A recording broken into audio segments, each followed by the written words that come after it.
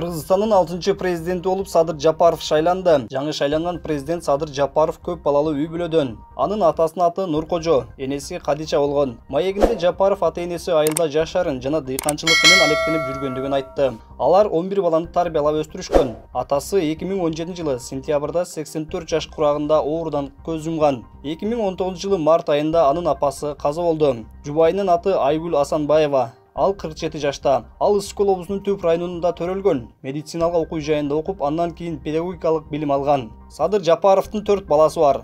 Уулдары Дастан, Рустам, Нурдөөлөт жана кызы Жанайым. Улуу уулу Дастан 2019-жылы август айында кырсыктан каза болгон. Экинчи уулу Рустам Жапаров 2019-жылы үйлөнгөн. Ал жакында эле кыздуу болду. Оğlu Nurдөөлөт менен кызы Жанайым бир нече жыл мурда Туркияда билим алышкан. Айрым маалыматтарга караганда алар Аутсада окушкан. Садыр Жапаровдун агасы Сабыр Жапаров дагы саясатта жүрөт.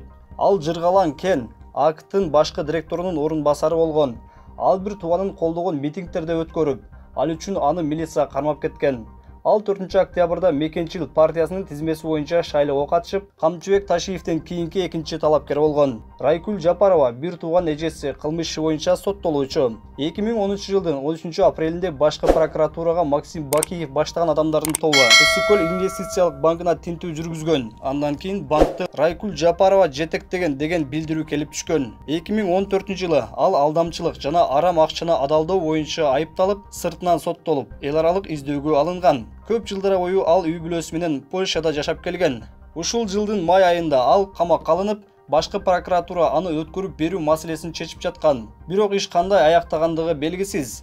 Бир тууган иниси Давлетбек Жапаров жөнүндө 2000-жылы Караколдогу үй чарбасынын жанынан кичинекей жер тилкесин сатып алып, 2008-жылы чарбачылык короосунан 995 чарчы метр боюнча соттошкон. Узакка созулган сот процесстеринен кийин сот анын пайдасына чечип чыгарган. 2011-жылы Каракол шаарынын мэри болууга аракет кылган. Ал агасын жигердүү колдойт. Агасы Садыр Жапаров абактан бошотууну талап кылып, ар кандай процесс конференцияларды уюштуруп келген. Салтанат Жапарова жөнүндө аз маалымат бар. Бирок илимий эмгектеринин сайтында ал Караколдогу Касым Тыныстанов атындагы Кыргыз мамлекеттик университетинин окутуучусу катары көрсөтүлгөн. Дагы бир тууганы Орузбек Жапаров, Санташ айыл өкмөтүнүн башчысы. Бул Жапаровдун айылы. Садыр Жапаровдун дагы бир тууган агасы Аскарбек, эжелери Райхан, Гүлбара. OSOKG сайтынын маалыматына ылайык, туугандарына дыйкан чарбалары жана Аска микрофинансылык компаниясына ээлик кылышат.